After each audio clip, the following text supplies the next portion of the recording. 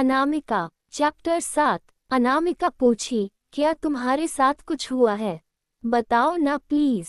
यशवंत बोला, अगर मैं आधी रात को यूं बर्फ वाली ठंडी जगह पर अकेले जा रहा था तो तुम कौन सा पूरे बारात के साथ आए हो? तुम भी तो अकेली भटक रही हो ना। ये सवाल तो मैं भी पूछ सकता हूँ, तुम ऐसे अकेली रात में क्या कर रही थी? अनामिका पूछी, अच्छा अगर मैं अपनी कहानी बताऊंगी तो तुम अपनी कहानी बताओगे क्या? यशवंत बोला, मुझे तुम्हारी कहानी सुनने में कोई दिलचस्पी नहीं है। अनामिका बोली, ये क्या बात हुई? अभी भी पूरी रात बची हुई है, इसे कैसे भी करके गुजारना होगा ना। देखो, तुम्हें तो अब नींद नहीं आने वाली है क्योंकि तुम मेरी वजह से डर गए हो।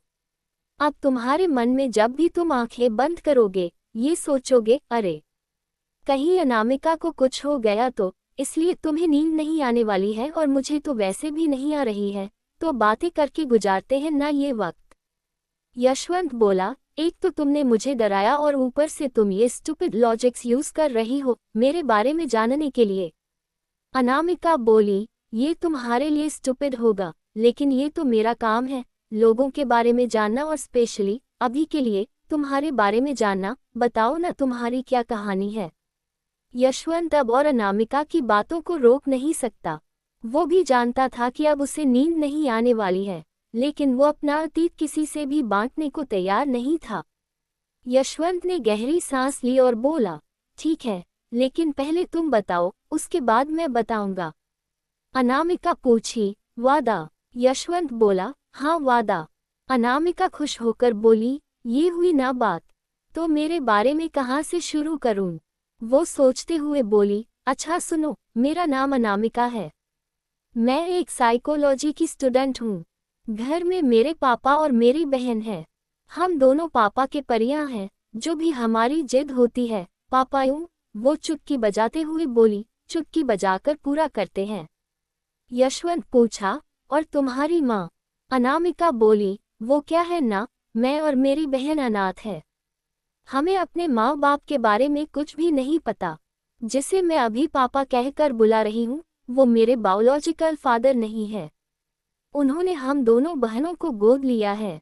यशवंत अनामिका के लिए थोड़ा बुरा फील करते हुए बोला, सॉरी। अनामिका बोली, कोई बात नहीं, तुम्हें थोड़ी ना पता था, और वैसे भी हमने उन सब के बारे में नहीं सोचा, क्योंकि मेरे पापा ने हम दोनों बहनों के लिए पूरी दुनिया से लड़ाई की है, तो मुझे तो सिर्फ अपने पापा की परवाह है। यशवंत पूछा, तुम लड़कियां अपने पापा से इतने अटैच क्यों होते हो? अनामिका बोली, क्योंकि वो पहले आदमी है किसी भी लड़की के लाइफ में जो उसके लिए पूरी दुनिया से लड़ते हैं, और पहला आदमी जिस पर एक लड़की आंख बंद करके विश्वास करती है। यशवंत हल्का सा मुस्कुराते हुए बोला, ओके, अगर तुम्हारे पापा इतने अच्छे हैं तो तुम्हें ढूंढने क्यों नहीं आए? अनामिका बोली, क्योंकि उन्हें तो पता ही नहीं है कि मैं घर पर नहीं हूँ। वो तो सोच रहे हैं कि मैं किसी काम से बाहर आई हूँ।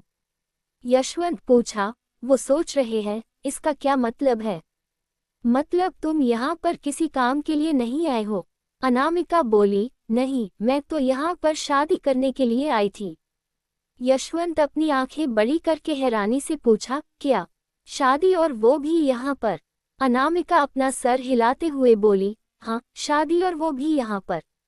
यशवंत पूछा, पर क्यों और किससे? मेरा मतलब तुम अपने पापा से प्यार करती हो और तुम्हारे पापा भी तुमसे, तो उनके बिना तुम शादी कैसे कर रही हो? और वो भी उनसे इतना दूर, इतनी ठंडी वाली जगह पर, और वो भी काली साड़ी पहनकर।